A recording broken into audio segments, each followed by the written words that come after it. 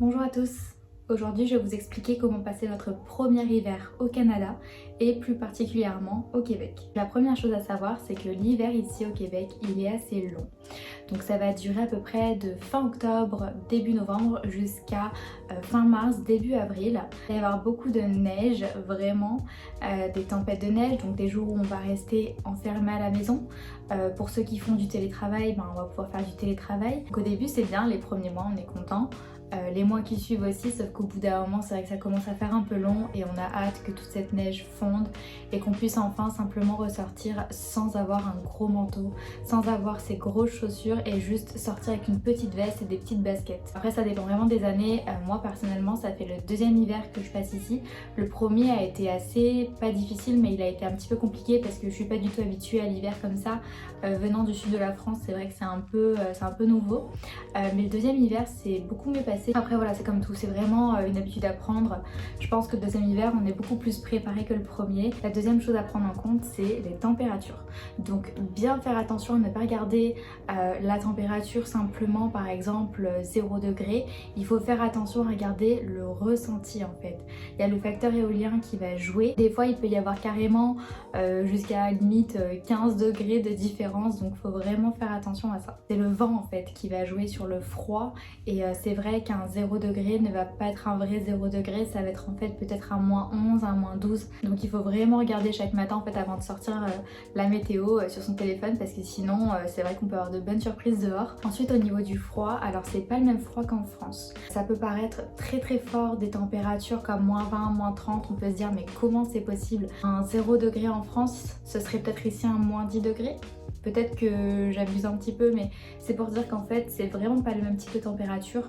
On sort, on a vraiment un froid qui nous glace clairement, mais c'est pas un froid où en fait on va grelotter. C'est pas un froid humide en fait. Par exemple le matin quand je vois 0 degré, je me dis ah bah c'est bon, il fait super bon dehors, alors que en France, clairement, je me serais vraiment mitouflée avec plein de choses. Aussi, ce qui est bien avec ce froid qui est sec, c'est qu'on tombe beaucoup moins malade. Donc attention, je suis quand même tombée malade ici, mais beaucoup moins qu'en France. Un moins 20 ressenti moins 30, on le ressent bien quand même, parce que généralement les cils gèlent, les sourcils gèlent, on va avoir beaucoup de buée dans nos lunettes si on est porteur de lunettes. Une autre chose à savoir pour passer son premier hiver au Québec, c'est qu'il faut appliquer la technique de l'oignon. Alors en fait, c'est le fait de s'habiller par couche pour pouvoir se garder au chaud et pouvoir éviter d'avoir froid trop longtemps. Donc en fait ça va fonctionner en 3 couches. Donc la première couche en fait qu'on va mettre, c'est un petit t-shirt, un petit débardeur pour pouvoir garder en fait le corps au sec. La seconde couche en fait elle va isoler la chaleur corporelle. Donc ça va être par exemple un t-shirt à manches longues, quelque chose d'isolant. Je sais que par exemple moi j'avais acheté plein de t-shirts à manches longues de chez Uniqlo et c'est super en fait. Là j'ai porté ça tout l'hiver, j'en avais acheté plein, donc ça c'est vraiment bien. La troisième couche à prévoir en fait c'est un pull, un sweat, un gilet, peu importe, quelque chose qui vous tienne chaud, et ça en fait ça va empêcher le vent de vous agresser en fait, et ça va empêcher l'humidité aussi de rentrer en contact avec votre peau. C'est vraiment très important d'utiliser ce système de couches parce qu'en fait on est très souvent amené en hiver à faire du chaud-froid tout le temps. C'est-à-dire que quand on sort de chez nous, on est au chaud, le corps d'un coup il est agressé par le froid, et puis là d'un coup on va aller prendre le métro, on va aller prendre le bus ou peu importe sa voiture, et là hop on va retourner au chaud. Et en fait pour pas tomber malade, même si comme je disais on tombe moins malade, il faut quand même pouvoir enlever assez rapidement des couches. Ensuite l'une des choses les plus importantes ça va être d'investir dans une bonne veste d'hiver. Vous allez vraiment devoir allouer un bon budget à votre veste. Alors c'est pas obligé d'acheter une veste complètement hors de prix à 1000 $. Il y en a plein qui se vendent aussi à de très bons budgets, très raisonnables et qui protègent du froid convenablement. Par exemple ma veste c'est une Point Zéro, donc c'est une marque qui est hyper abordable, j'ai dû en avoir pour 200 $, et en fait c'est vraiment une veste qui résiste jusqu'à moins 35 degrés. Donc moi je suis vraiment au chaud dedans, elle m'arrive à peu près en dessous des genoux. Il faut que votre veste elle soit isolante et imperméable. Je vous conseille d'opter pour une capuche avec de la fourrure autour si vous aimez ça. Alors ça peut être de la fausse fourrure bien évidemment. Cette fourrure chaussure, elle a quand même un rôle au-delà d'être esthétique. C'est qu'en fait elle va empêcher, quand il y a une tempête de neige ou même juste quand il neige, elle va empêcher en fait les flocons de vous arriver dans les yeux et de vous glacer le visage, et puis ça va vous réchauffer aussi le visage. Donc là vous vous dites, si vous avez jamais vécu encore d'hiver ici, à quoi bon?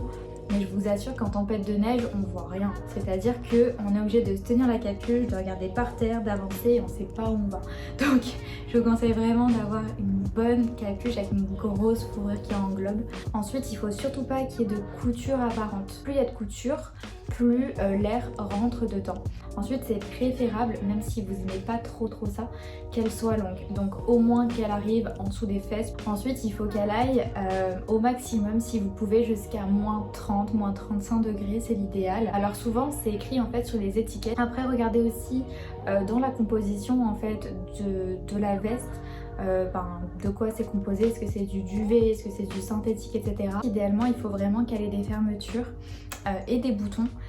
Et que vous fermiez toujours les deux quand il fait vraiment froid dehors, parce que vous allez ressentir la différence. Ensuite, la chose qui va de pair avec la bonne veste, c'est justement de bonnes chaussures. Donc c'est très important d'avoir de bonnes chaussures d'hiver, parce que en hiver il y a de la neige bien sûr, mais il y a aussi surtout de la glace, donc du verglas, et l'important c'est de ne pas glisser. Donc au-delà du côté mode, il faut vraiment choisir de bonnes chaussures qui soient vraiment imperméables et isolantes. Vos chaussures, elles peuvent avoir en fait une semelle qui a une certaine forme pour quand justement il y a du verglas. Elles peuvent aussi avoir des crampons intégrés, ou vous pouvez vous-même en fait ajouter des crampons sur votre chaussure d'hiver. Bien faire attention à ce que les chaussures soient montantes, alors à peu près au niveau du mollet, parce que en fait quand il neige beaucoup, si vous avez juste des petites bottines d'hiver, en fait votre jambe clairement elle va être pleine de neige, donc vous allez être trempé, parce que la neige après ça va devenir de l'eau et puis vous allez avoir froid aux jambes. Donc je recommande vraiment d'avoir pas forcément des bottes qui montent jusqu'aux genoux, bien que c'est très bien, mais au moins au mollet. Plus la semelle elle est épaisse, plus ça va aussi vous isoler du froid. Il existe quand même des espèces de petites semelles en fait que vous glissez dans la chaussure en laine ou alors thermiques, qui vont juste maintenir votre pied au chaud. Il faut vraiment que ça résiste au moins à moins 35 degrés. Moi par exemple j'ai des Sorel, elles sont vraiment bien. C'est un système de lacets en fait qui me monte en dessous du genou, un petit peu au niveau du mollet, en dessous du genou, et elles sont vraiment bien à l'intérieur. C'est pas vraiment de la laine, mais c'est une espèce de laine, donc elles tiennent vraiment au chaud. Après moi je les couple toujours avec une seconde paire de chaussettes. Après par expérience je vous conseille vos chaussures de les prendre une taille au-dessus ou une demi-pointure au-dessus au moins, parce que quand vous allez les doubler en fait avec des grosses chaussettes ou des semelles justement, vous allez avoir du mal en fait à les enfiler tout simplement. On vient l'hiver en fait, on a l'impression qu'il va neiger tout le temps, qu'il va faire pas beau, etc. Alors qu'en fait, oui il neige bien sûr, donc les jours où il neige il fait pas très beau, mais il neige pas non plus tous les jours. Souvent il y a des grosses tempêtes de neige ou alors des grosses tombées de neige, mais ce qui est bien en fait c'est que le reste du temps, pour la plupart du temps bien sûr, il fait beau en fait, il fait soleil, donc c'est vraiment agréable. On peut sortir en journée, il fait froid mais il fait soleil. Ensuite ce qui est bon à savoir c'est que à Montréal tout est aménagé pour l'hiver en fait. On va avoir déjà premièrement des déneigeuses pour les routes. Donc à chaque fois qu'il y a une grosse tombée de neige, vous allez voir des déneigeuses à la fois sur les routes et également sur les trottoirs. Il y a des toutes petites déneigeuses qui vont hyper vite et qui enlèvent tout sur leur place. Ensuite on a les bus aussi, alors c'est des vrais bus du Québec. Parce qu'en hiver il n'y a aucun problème. Moi la première fois je me suis dit waouh, mais comment je vais pouvoir prendre le bus avec toute cette neige? Mais en fait les bus ils sont hyper bien faits quoi, donc ils sont bien équipés, il y a des pneus spécialement pour ça, donc il n'y a aucun problème avec le bus en hiver en fait. On a un large réseau aussi de métro comme je disais, on a vraiment le métro qui nous amène un petit peu partout dans la ville, donc ça c'est vraiment chouette. On peut aussi aller un tout petit peu en dehors de la ville, et puis après on a aussi certains trains qui vont faire des liaisons interurbaines, donc ça c'est cool aussi si jamais vous travaillez en extérieur ou si vous voulez vous faire un petit week-end, une petite journée en extérieur. On a aussi la possibilité, comme en France, de se faire livrer ses courses. Donc s'il y a vraiment une grosse journée où il y a une grosse tombée de neige et que vraiment on n'a pas envie de sortir pour X raisons, et ben on peut très bien se faire livrer ses courses. Ici il y a quelque chose qui est fait à Montréal, c'est un réseau en fait qui va relier les principaux arrêts de métro aux principaux centres commerciaux. Donc c'est pas dans toute la ville, mais il y a une grande partie du centre-ville en fait qui va être reliée justement en réseau souterrain et qui va vous permettre en fait de prendre le métro, de rester en fait en souterrain pour faire vos achats. Donc il y a vraiment tous les magasins dont vous avez besoin, que ce soit des pharmacies, des magasins de vêtements, des magasins d'alimentation, tout ce que vous avez besoin. Et vous n'avez plus qu'en fait à reprendre le métro. C'est très important aussi de bien faire attention à l'hydratation en hiver. Justement, il va vraiment falloir penser à boire beaucoup d'eau, à aussi bien s'hydrater le visage, les mains et toutes les parties un petit peu sèches du corps. Par exemple, la première année où je suis arrivée, j'ai eu des espèces de petites plaques rouges comme ça, ici, un petit peu partout.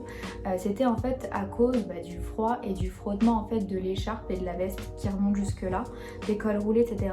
Mais j'avais vraiment des grosses plaques rouges très irritées et en fait ça me faisait très très mal. Et du coup j'ai acheté quelques crèmes pour y remédier, donc voilà. Mais en tout cas il y a eu ça, il y a eu aussi les mains peuvent craqueler, voire un petit peu saigner, donc c'est pas hyper agréable. C'est vrai que les moins 30 comme je disais, faut les subir quand même dehors. Vous pouvez acheter en fait de l'espèce de sérum physiologique là, les petites gouttes comme on utilise pour les bébés, et en fait vous les mettez dans vos yeux directement, parce que je sais que le froid peut créer un petit peu d'irritation pour les personnes justement qui sont sensibles ou les personnes porteuses de lentilles par exemple. Une chose très importante à prendre en compte aussi, c'est qu'on a beau faire la technique comme je disais de l'oignon, avoir une bonne veste et prendre toutes ces précautions, si nos extrémités ont froid, on va avoir froid. Donc les extrémités, ça va être les mains. Il va falloir vraiment investir dans de bons gants. Donc attention, pas les gants en fait, vous savez, qui sont uniquement doigt par doigt, je sais pas comment appeler ça, mais plutôt utiliser des moufles. Donc moi dans la vie de tous les jours, j'en achète pas parce que je mets juste des gants rapidement quand je sors. Mais en tout cas, si vous passez du temps dehors pour faire des activités par exemple, ou que vous devez marcher par exemple pendant 2 heures, une moufle va aider la chaleur à mieux circuler, tandis que les gants en fait, ça va vous garder la chaleur, je sais pas trop comment expliquer, mais la chaleur à chaque doigt, et vous aurez beaucoup plus froid avec des gants qu'avec des moufles. Ensuite au niveau des extrémités, très important, la tête bien évidemment, pensez à bien se couvrir avec un bon bonnet. Donc attention, ça va pas juste être un petit bonnet un peu à la mode, etc. Là faut vraiment investir dans un bon bonnet. Donc pensez en fait à prendre un bonnet qui va avoir de la polaire à l'intérieur et qui va être si possible en laine ou un matériau chaud. Donc par exemple le mien, il y a une polaire en fait sur tout le dedans en fait, et la polaire en fait va vous garder vos oreilles au chaud, parce que c'est ça l'hiver qui craint énormément, c'est le haut de la tête et les oreilles. Ensuite évidemment une bonne écharpe. Alors moi la première année je mettais mon écharpe en fait, comme une écharpe, et puis je mettais mon manteau par dessus, et en fait je me suis rendu compte que j'avais tout le temps froid en fait dans la nuque, et puis là, alors légèrement mais ça passe. Et du coup ce que j'ai fait cette année, donc pour mon deuxième hiver, c'est que je voyais tout le monde qui fermait sa veste et qui mettait l'écharpe par dessus. Mais en fait ça tient tellement plus chaud, donc je fais la même chose en fait. Donc au-delà du côté un petit peu mode, faut aussi penser surtout à se tenir au chaud. Bien choisir ses chaussettes pour garder l'extrémité de ses pieds au chaud, parce qu'on a beau avoir de bonnes chaussures, si on n'a pas de bonnes chaussettes, c'est pas que ça sert à rien, mais c'est que ça aide en fait le pied à être plus au chaud. Donc les chaussettes, vous n'êtes pas obligé forcément d'en avoir en laine, mais si vous en avez en laine dans des matériaux un peu chauds, c'est bien. Vous avez aussi des petites choses qui existent que vous pouvez mettre en fait dans vos gants ou dans vos poches d'ailleurs où vous voulez. C'est des espèces de petites chaufferettes. En fait vous les craquez et ça va dégager une chaleur qui va vous réchauffer les mains, donc c'est hyper agréable honnêtement. Et enfin la dernière chose à prendre en compte, c'est que oui c'est l'hiver, mais il faut pas oublier de sortir, de s'amuser, de profiter, parce que comme je disais, l'hiver ça occupe une très grande partie de l'année au Québec. Vous allez avoir en fait des activités comme les Blue Fest, la luminothérapie en centre-ville, vous allez aussi avoir Montréal en lumière, vous allez aussi avoir la nuit blanche, vous avez vraiment plein d'événements comme ça assez sympas. Vous avez aussi le parc Jean Drapeau qui est animé, vous avez aussi la Ronde qui est en fait un parc d'attractions. Vous avez aussi Illumi à Laval qui est un endroit où en fait tout est illuminé et puis c'est un petit circuit. Vous avez aussi tous les petits chalets, vous avez bien sûr tout ce qui est marché de Noël en hiver, vous en avez plein à Atwater, à Jean Talon par exemple. Vous avez aussi les cabanes à sucre en mars, ça c'est un événement que j'ai jamais pu faire à cause du Covid encore, mais qui me plairait beaucoup. C'est en fait le fait d'aller dans un endroit en fait où ils vont récolter le sirop d'érable. On va avoir toute une explication là-dessus, on va aller voir ça et puis ensuite on va déguster tous les plats typiques à base de sirop d'érable sur une table avec plein de gens. Vous pouvez aussi aller faire plein de photos parce que Montréal en fait c'est complètement différent en hiver qu'en été ou au printemps. Montréal tout en blanc, c'est vraiment joli, c'est vraiment agréable à visiter et à prendre en photo. Les paysages que vous avez l'habitude de voir et que vous allez adorer en été, vous allez les redécouvrir en hiver parce que c'est complètement différent. Il y a plein de petites randonnées, de petites choses que j'ai faites en été, que j'ai refait en hiver et qui étaient complètement différentes. Vous avez aussi plein d'activités sportives à faire. Donc ici, c'est le hockey, le sport national. Mais vous avez aussi la possibilité de faire du ski de fond, du snowboard, de la luge, de la randonnée, de l'alpinisme si vous aimez ça. Là vous allez devoir utiliser souvent des crampons ou des raquettes parce que très souvent c'est un petit peu moins praticable qu'en été bien sûr. Vous allez pouvoir aller faire du chien de traîneau, ça c'est chouette, j'en ai jamais fait mais j'aimerais beaucoup.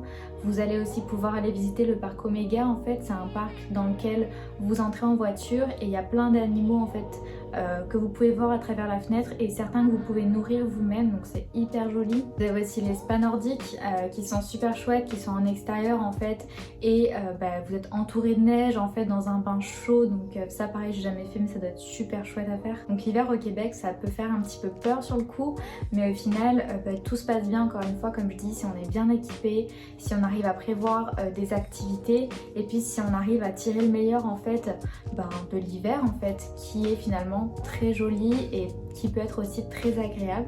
Donc voilà, écoutez, c'est tout pour cette vidéo. J'espère qu'elle vous aura plu, qu'elle vous aura un petit peu aidé à comprendre un peu mieux comment se passe l'hiver au Québec, à Montréal, ou du moins dans les régions un petit peu plus froides du Canada. Si vous avez des questions, n'hésitez pas à me les poser en commentaire, j'y répondrai avec plaisir. Si vous avez d'autres idées de vidéos aussi sur ce même thème, n'hésitez pas à me les mettre en commentaire. Sur ce, je vous souhaite une bonne journée ou une bonne soirée et je vous dis à la prochaine.